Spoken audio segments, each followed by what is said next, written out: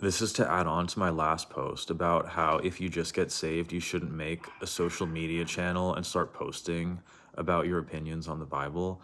So, for comparison, when I got saved, I studied the Bible kind of off and on for 9 months, but I read really fast, so I was still reading a lot more than most people do. But then I got hurt, and then I was in epic pain, 9 out of 10 pain every day for 2 years, and then it took another year for it to get to some semblance of normal. So it was the worst time of my life. But all I did was study the Bible and pray for God to kill me or to take away the pain. And then when that wasn't happening, I prayed for him to make it worth it, which he did, thank God.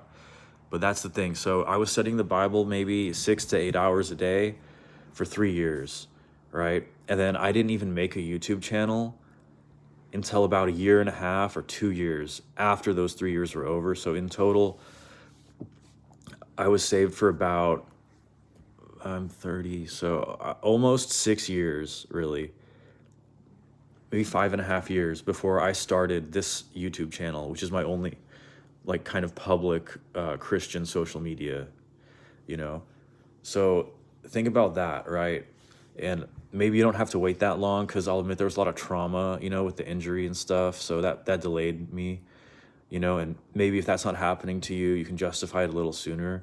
But sooner doesn't mean like a couple months after you get saved. Like, unless you read the entire Bible and have basically an opinion, and you don't need to name the book that you're talking about or all that, but unless you have a developed opinion on the whole narrative of the Bible from Genesis to Revelation, you should not be teaching or anything. Like, and even for women to children or women to other women, I mean, like, unless you actually have an idea, unless you're literally just teaching someone who, like, you were saved a month ago, they were saved a week ago, unless it's like that level, and even still, you guys should stick with the Bible first, grow your own opinion of what it says, and then verify with the world that God has given you to see how it lines up with reality. And also, don't go by numbers. Don't go by whoever has, the most doctorates or the most people in their church.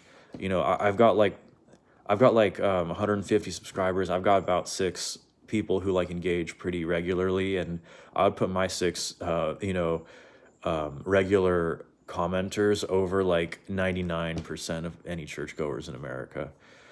All right, so I hope this gives more context to my last short. Okay, so Godspeed, study to show yourself approved, like the Bible says.